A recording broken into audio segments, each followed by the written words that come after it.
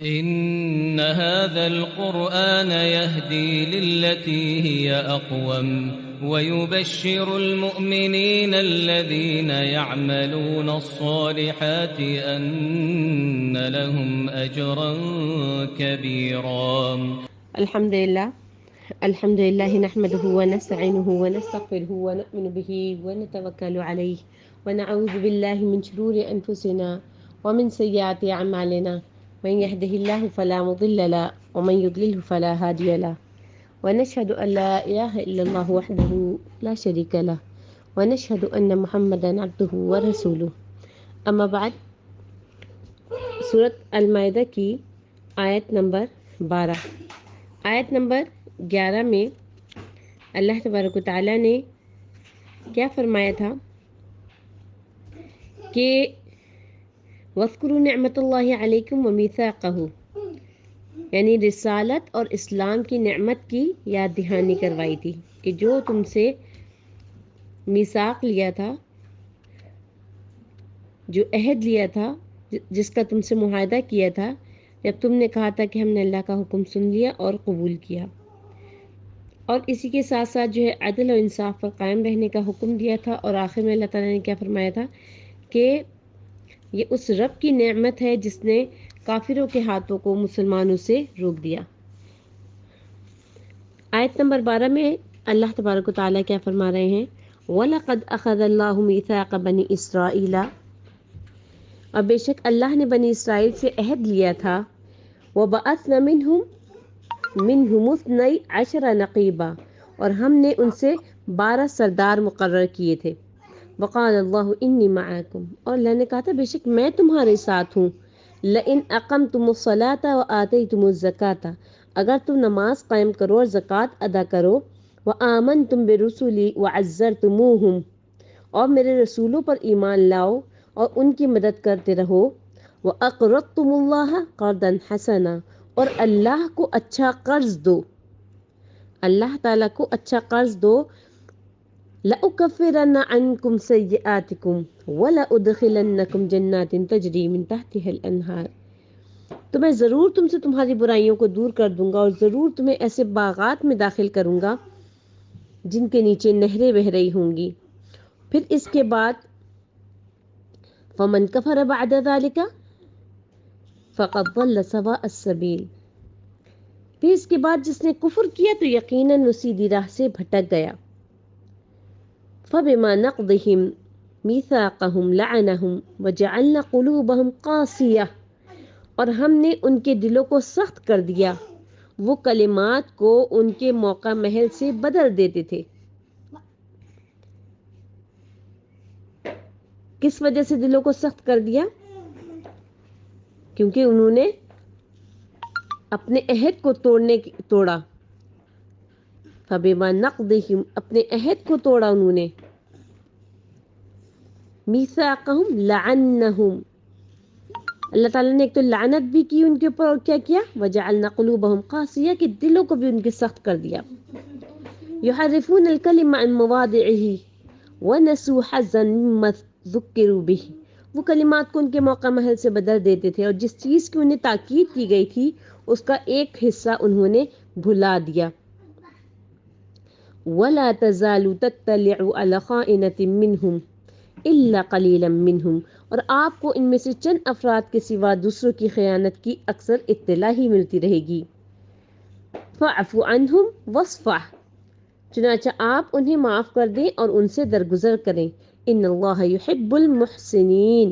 بے شک اللہ تعالیٰ احسان کرنے والوں کو پسند کرتا ہے۔ وَمِنَ الَّذِينَ قَالُوا إِنَّا نَصَارَىٰ،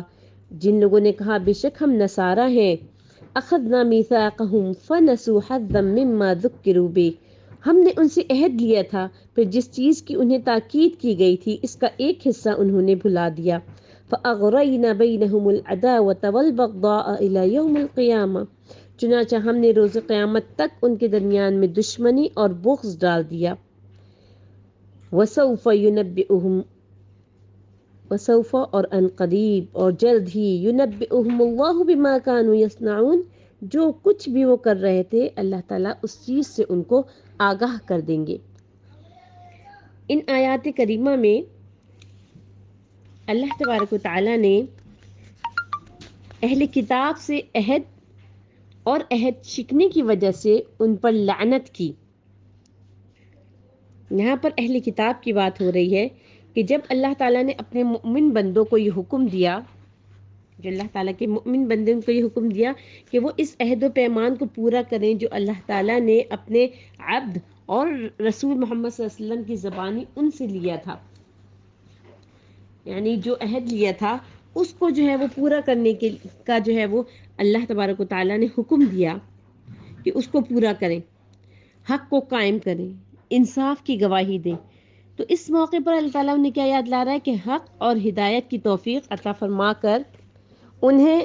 اللہ تبارک و تعالیٰ کیسی عظیم الشان ظاہری اور باطنی نعمتوں سے اللہ تعالیٰ نے سرفراز فرمایا۔ اس کے بعد اللہ تعالیٰ یہ بیان کرنا شروع کر رہا ہے کہ یہ جو عہد و پیمان ہے تو اس نے یہ عہد و پیمان مسلمانوں سے پہلے اہل کتاب یعنی یہود و نصارہ سے بھی لیا تھا، لیکن جب انہوں نے اس عہد و پیمان کی تمام دھجیوں کو اڑا دیا تو سزا کے طور پر اللہ تعالیٰ نے انہیں لعنت میں مبتلا کر دیا، اپنی جناب سے ان کو کیا کیا، دھتکار دیا اور ان کے دلوں پر پردے ڈال دیے تاکہ وہ ہدایت اور دین حق تک پہنچ ہی نہ سکیں، اور وہ ہے علم نافع اور عمل صالح۔ تو اللہ تعالیٰ کیا فرما رہا ہے کہ بے شک اللہ نے بنی اسرائیل سے عہد لیا تھا اور ہم نے ان میں سے 12 سردار مقرر کیے تھے، یعنی ان کے قبیلوں کے سردار مقرر کر دیے تاکہ وہ ان کی بیعت کر کے اللہ اور اس کے رسول کو، یعنی جو اللہ اور اس کے رسول کی جو بیعت جو انہوں نے کی وہ کس چیز کی کہ اللہ اور اس کے رسول کی، اور اس کے ساتھ ساتھ وہ جو کتابیں تھیں اس کو، ان سب کتابوں کی بھی اطاعت کرنی ہے، اللہ اور اس کے رسول کی بھی اطاعت کرنی ہے، اس بات کا عہد لیا گیا، یعنی بیعت کس کو کہتے ہیں، عہد کو کہتے ہیں، ٹھیک ہے۔ حضرت ابن عباس رضی اللہ تعالیٰ عنہما نے کئی ائمہ نے اس بات کا ذکر کیا ہے کہ یہ اس وقت کی بات ہے جب حضرت موسیٰ علیہ السلام جابر و سرکش لوگوں سے جہاد کے لیے متوجہ تھے، تو آپ علیہ السلام کو حکم دیا گیا کہ آپ ہر خاندان میں سے ایک سردار مقرر کر دیں، یعنی حضرت موسیٰ کو کیا کہا گیا کہ آپ جو ہے وہ ہر خاندان میں سے جو ہے وہ ایک سردار مقرر کر دیں، یعنی بنی اسرائیل کے 12 گروہ تھے، تو اللہ تعالیٰ نے انتظامی ضروریات کے خاطر ان کے 12 سردار مقرر کیے۔ جیسے آپ لوگ کا ہوتا ہے نا کہ اسکول میں یا کسی بھی جگہ جہاں کام کیا جا رہا ہوتا ہے تو وہاں گروپ انچارجز ہوتے ہیں، تو اسی طریقے سے ان کے ہر جو گروپ تھا اس کا ایک انچارج ہوتا تھا، تو ان سے کیا کہا جاتا تھا کہ جو ہے میں تمہارے ساتھ ہوں اگر تم نے نماز پڑھی اور زکوٰۃ دی اور میرے رسولوں کو مانا، اور ان کی یہ سارا کچھ جو ہے وہ بنی اسرائیل کے تمام گروہوں تک جو ہے وہ اس بات کو پہنچایا جاتا تھا کہ اللہ تعالیٰ تمہارے ساتھ ہوں گے، اگر تم یہ کام کر لو گے تو پھر اللہ تبارک و تعالیٰ جو ہے وہ تمہارے ساتھ ہوں گے۔ کیا کیا کام تھے کہ اگر تم نے نماز قائم کی، زکوٰۃ دی، میرے رسولوں کو مانا، ان کی مدد کی، اللہ سبحانہ وتعالیٰ کو اچھا قرض دیتے رہو، تو یقین رکھو کہ میں تمہاری برائیاں تم سے دور کروں گا۔ آپ اس میں دیکھیے کہ نماز کا ذکر ہے، زکوٰۃ کا ذکر ہے، پھر قرض حسنہ کا ذکر ہے، تو اس سے کیا پتہ چلتا ہے کہ قرض حسنہ جو ہے وہ زکوٰۃ سے الگ چیز ہے۔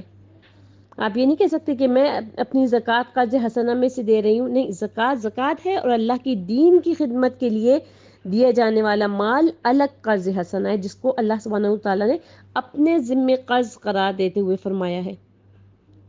یعنی کہ اس کا کیا مطلب ہے کہ جو ہے کہ تم اللہ تعالیٰ کو قرض دے رہے ہو، یہ ایک الگ چیز ہے، اور جو زکوٰۃ ہے وہ کیا ہے، وہ ایک الگ چیز ہے۔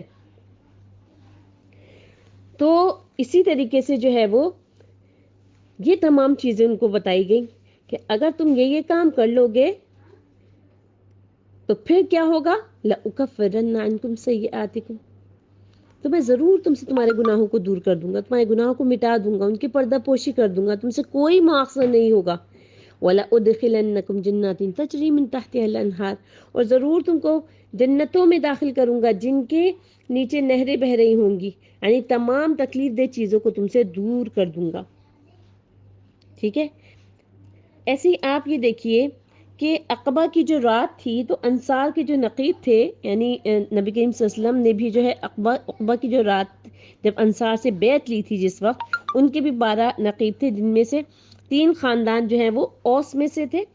کچھ خزرج میں سے تھے جیسے اسید بن حضیر، سعد بن خیثمہ، رفاعہ، یہ سارے کے سارے جو ہیں وہ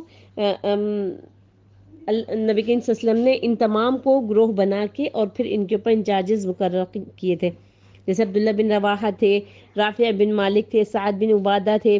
منذر بن عمر تھے، کعب بن مالک نے اپنے اشعار میں بھی ان کا جو ہے وہ ذکر کیا ہے. تو مقصود کیا ہے کہ صحابہ کرام رضوان اللہ تعالی اجمعین اس رات نبی کریم صلی اللہ علیہ وسلم کے حکم سے اپنی قوم کے نقیب تھے. انہوں نے ہی سمع و طاعت یعنی سمعنا و اطعنا بجانے کے لیے اپنی قوم کی طرف سے نبی کریم صلی اللہ علیہ وسلم کے دست مبارک پر بیعت کی تھی. وہ جو بیعتوں کا جو سلسلہ شروع ہوا تھا تو مختلف جو ہے وہ سردار آتے تھے اور اپنی قوم کی طرف سے بیعت کرتے تھے. تو اس طریقے سے تو جو ہے اب کیا ہوا کہ یہ بیعت تو ہو گئی، پھر انہوں نے جو ہے وہ عہد شکنی کی. تو اللہ تعالیٰ نے کیا ذکر کیا ہے کہ پھر جس نے یعنی یہ 12 سرداروں نے جو بنی اسرائیل کے سردار تھے ان کو یہ تمام ڈیٹیل بھی بتا دی گئی، ایک ایک چیز بتا دی گئی کہ کس طریقے سے تم نے یہ کام کرنے ہیں تو تمہیں جو ہے وہ اللہ تعالیٰ جنتوں میں داخل کر دے گا. لیکن اس کے بعد جو ہے انہوں نے عہد شکنی کی اور جو ہے اللہ تعالیٰ نے کیسے ذکر کیا اس کا کہ پھر جس نے اس کے بعد تم میں سے کفر کیا وہ سیدھے راستے سے بھٹک گیا. یعنی جس نے یہ عہد جو ہے وہ توڑ دیا، اس کی مخالفت کی اور اس کا انکار کر دیا، اس کے ساتھ اس شخص کی طرح معاملہ کیا جو اسے جانتا ہی نہ ہو، تو اس نے واضح راستے کو چھوڑ کر غلطی کی اور راہ ہدایت سے بھٹک کر گمراہی کی دلدل میں جا پھنسا. تو پھر اس عہد شکنی کی انہیں کیا سزا ملی؟ اللہ تعالیٰ کہہ رہے فَبِمَا نَقْضِهِمْ مِيثَاقَهُمْ لَعَنَّهُمْ، تو ان لوگوں کو عہد توڑنے کے سبب ہم نے ان پر لعنت کی، یعنی انہیں حق سے دور اور ہدایت سے محروم کر دیا. وَجَعَلْنَا قُلُوبَهُمْ قَاسِيَةً، اور ان کے دلوں کو سخت کر دیا کہ دلوں کی قساوت اور سنگینی کی وجہ سے کسی بھی نصیحت کو وہ سنتے ہی نہیں، کسی بھی نصیحت کو وہ کوئی بھی کسی قسم کی جو نصیحت ہے وہ ان کے دلوں میں اترتی نہیں. یعنی کیا ہوتا ہے کہ جب اللہ تبارک و تعالیٰ جو ہے وہ اپنی رحمت سے کسی کو دور کر دیتا ہے اور اس کا دل جو ہے وہ سخت ہو جاتا ہے تو ان کا کیا حال ہوتا ہے کہ الفاظ کا الٹ پھیر کر کے بات کو کہیں سے کہیں لے جاتے ہیں. جو تعلیم انہیں دی گئی ہے اس کا بڑا حصہ بھول چکے ہوتے ہیں اور آئے دن جو ہے وہ اللہ تعالیٰ کیا کہہ رہے ہیں کہ تمہیں ان کی خیانتوں کا بھی پتہ چلتا رہے گا. تو دل اتنے قاسیہ یعنی سخت ہو جاتے ہیں. آپ دیکھیں کہ آپ کے آس پاس بھی کچھ لوگ ایسے ہوں گے کہ جن کے اوپر اسلام کی کسی بات کا اثر ہی نہیں ہوتا، یعنی وہ اتنے سخت ہو چکے ہوتے ہیں کہ جب آپ ان کو کوئی دین کی بات بتاتے ہیں تو وہ آپ کو ایسے عجیب نظروں سے دیکھتے ہیں کہ جیسے آپ جو ہے وہ کوئی پتھروں کے زمانے کی کوئی ایسی بات کر رہے ہیں جس کا جو ہے وہ ان سے کوئی تعلق ہی نہیں ہے. یعنی ان کے دل جو ہیں وہ اتنے سخت ہو چکے ہوتے ہیں. تو اللہ تعالیٰ کیا کہہ رہا ہے کہ جب انہوں نے ایسا کام کیا تو ہم نے ان کے دلوں کو سخت کر دیا اور اس میں جو ہے کسی قسم کی کوئی رحمت اور کوئی کسی قسم کی نعمت جو ہے وہ اترتی ہی نہیں ہے. یعنی جو بھی نبی کریم صلی اللہ علیہ وسلم وعظ کر رہے ہیں، نصیحت کر رہے ہیں، آپ دیکھیں نبی کریم صلی اللہ علیہ وسلم کی اپنی خود کی شخصیت موجود ہے ان کے درمیان میں، اس کے باوجود جو ہے وہ اسلام نہیں لے کر آتے، اس کے باوجود جو ہے وہ دین کے اوپر عمل نہیں کرتے. یعنی کتنی بڑی ان کے ساتھ جو ہے وہ کس قدر کی بڑی جو ہے وہ نعمت ان کے پاس موجود ہے، ان کے سامنے وحی اتر رہی ہے، معجزے نظر آ رہے ہیں، لیکن اس کے باوجود جو ہے وہ ایمان نہیں لے کے آتے. اس کی کیا وجہ ہے کہ اللہ تعالیٰ اپنی رحمت سے جن لوگوں کو دور کر دیتا ہے پھر آپ اسلام کی کوئی بات ان کے سامنے کر لیں ان کے اوپر کوئی فرق نہیں پڑتا، کیونکہ ان کا جو عمل ہے وہ جو ہے وہ اب کافرانہ ہی رہے گا. کیوں؟ کیونکہ اللہ تعالیٰ نے ان کے دل، اللہ تعالیٰ کہہ رہا ہے وَجَعَلْنَا قُلُوبَهُمْ قَاسِيَةً، اور کس وجہ سے يُحَرِّفُونَ الْكَلِمَ عَن مَّوَاضِعِهِ، یعنی یہ لوگ کلمات کتاب کو اپنے مقامات سے بدل دیتے ہیں. اللہ تعالیٰ کی آیات کے بارے میں ان کا رویہ اتنا بدترین ہے کہ وہ جو ہے جہاں ان کی مرضی ہوتی ہے اسی کے مطابق سے تعویل کر رہے ہوتے ہیں، اور جن باتوں کی ان کو نصیحت کی گئی تھی اس کا ایک حصہ فراموش بھی کر بیٹھے، یعنی اس کے مطابق سے عمل کرنا انہوں نے ترک کر دیا. اور اس کے ساتھ ساتھ ایک اور چیز کیا نبی کریم صلی اللہ علیہ وسلم کو بتائی گئی کہ ہمیشہ آپ ان میں سے کسی ایک نہ ایک کی خیانت کی خبر پاتے رہیں گے. یعنی یہ آپ اور آپ کے صحابہ سے جو مکاری اور غداری کرتے ہیں آپ اس سے مطلع ہوتے رہیں گے کہ جو ہے آج فلانے نے ایسا کر دیا، آج فلانے نے ایسا کر دیا، آج فلانے نے ایسا کر دیا. امام مجاہد وغیرہ فرماتے کہ یہودیوں نے رسول اللہ صلی اللہ علیہ وسلم کو شہید کرنے کی جو سازش کی تھی یہ اس کی طرف اشارہ ہے.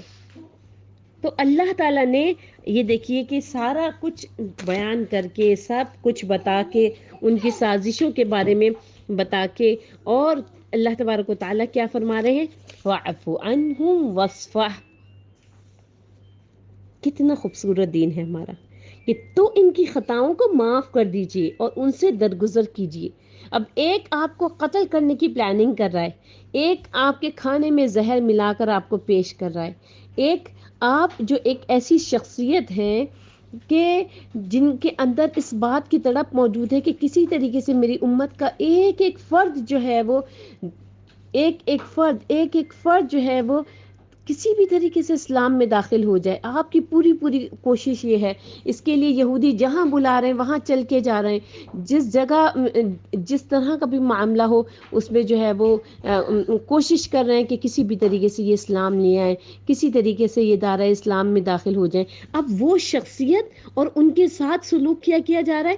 کبھی پتھر گرانے کی سازش ہو رہی ہے، کبھی جو ہے وہ ان کے اوپر غلاظت پھینکی جا رہی ہے، کبھی ان کے اصحاب کو تنگ کیا جا رہا ہے، اور اللہ ان کو کیا کہہ رہا ہے، فَاعْفُ عَنْهُمْ وَاصْفَحْ. تو ان کی خطائیں معاف کر دیجئے اور ان سے درگزر کیجئے کہ یہی حقیقی فتح و نصرت ہے. جیسے کہ بعض سلف نے فرمایا ہے کہ اس سے بہتر اور کوئی معاملہ نہیں ہو سکتا کہ جو شخص آپ کے بارے میں اللہ کے حکم کی نافرمانی کرے مگر آپ اس کے بارے میں اللہ کے حکم کی اطاعت بجا لائیں، ان سے ان کی تعریف قلبی ہوگی اور شاید اس طرح سے وہ حق اور ہدایت کو قبول کر لیں. تو اللہ تعالیٰ نے آگے کیا کہا، ان اللہ یحب المحسنین، بے شک اللہ احسان کرنے والوں کو دوست رکھتا ہے. یہاں احسان سے مراد اس شخص سے درگزر کرنا ہے جو آپ سے برا سلوک کرتا ہے،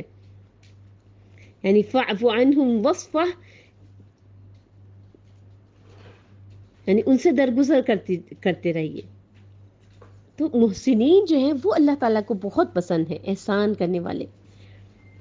اس کے بعد اللہ تعالیٰ نے عیسائیوں کی عہد فراموشی اور اس کا نتیجہ جو ہے وہ بیان کیا کہ وَمِنَ الَّذِينَ قَالُوا إِنَّ النَّصَارَى أَخَذْنَا مِيثَاقَهُمْ، اور جن لوگوں نے کہا کہ بے شک ہم نصارہ ہیں، ہم نے ان سے بھی عہد لیا تھا. یعنی جن لوگوں نے یہ دعویٰ کیا کہ وہ نصارہ اور حضرت مسیح ابن مریم کے پیروکار ہیں، حالانکہ وہ ایسے نہیں تھے. ہم نے ان سے یہ عہد و پیمان لیا تھا کہ وہ اللہ کے رسول کی نصرت و حمایت کریں گے، آپ کے نقش و قدم پہ چلیں گے اور ہر اس نبی کے ساتھ ایمان لائیں گے جسے اللہ تعالیٰ نے روئے زمین کے لوگوں کی ہدایت کے لیے مبعوث فرمایا ہے، مگر ان کا طرز عمل بھی یہود سے مخالف نہ تھا.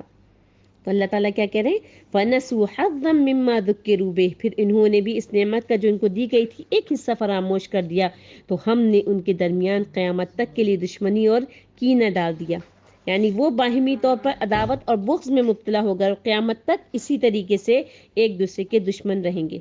اسی طرح عیسائیوں کے مختلف جنسوں کے مختلف گروہوں کا یہی حال ہے کہ وہ ایک دوسرے کے بارے میں بدترین قسم کی دشمنی اور بغض میں مبتلا ہیں، ایک دوسرے کو کافر قرار دیتے ہیں، ایک دوسرے پر لعنت بھیجتے ہیں. ان میں سے ہر فرقہ دوسرے کو ناپاک قرار دیتا ہے اور اپنے گرجے میں آنے کی اجازت نہیں دیتا.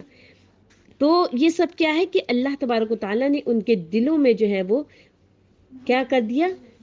بغض ڈال دیا، اور یوم قیامت تک ایسے ہی ہوگا. یعنی ہر فرقہ دوسرے کو دنیا میں کافر قرار دیتا رہے گا. اللہ تعالیٰ کہہ رہا ہے وَسَوْفَ يُنَبِّئُهُمُ اللَّهُ بِمَا كَانُوا يَصْنَعُونَ، اور جو کچھ وہ کرتے رہے اللہ ان قریب ان کو اس سے آگاہ کرے گا. تو یہ سب باتیں بتانے کا جو کہ بنی اسرائیل اور یہودیوں سے ریلیٹڈ باتیں تھیں، کیا مقصد ہے کہ اللہ تبارک و تعالیٰ نے اپنے نبی کو کیا حکم دیا کہ آپ جو ہے وہ ان سے درگزر کیجئے. ان اللہ یحب المحسنین، اللہ تعالیٰ احسان کرنے والوں کو پسند کرتا ہے. تو یہ جو احسان کرنے والی صفت ہے نا، انشاءاللہ یہ ہم نے اپنے اندر پیدا کرنی ہے. ہم نے یہ دیکھنا ہے کہ آج کے دن میں ہم نے کیا احسان کیا لوگوں پر. اور بہترین لوگ وہ ہوتے ہیں جو کہ احسان کرنے کے بعد جو ہے وہ جتلاتے نہیں ہیں، احسان کرنے کے بعد جو ہے یہ ظاہر نہیں کرتے، من نہیں کرتے کہ ہم نے تم پر احسان کیا، بلکہ وہ بھول جاتے ہیں کیونکہ انہوں نے اللہ تعالیٰ کی خاطر کیا ہوتا ہے۔ تو اپنے اندر یہ مؤمنانہ صفت ضرور پیدا کیجیے کہ آپ لوگوں کے لیے آسانیاں پیدا کرنے والے ہوں، آپ لوگوں کے لیے احسان کرنے والے ہوں۔ سبحان ربک رب العزت عما یصفون وسلام علی المرسلین والحمد للہ رب العالمین۔ السلام علیکم ورحمۃ اللہ وبرکاتہ۔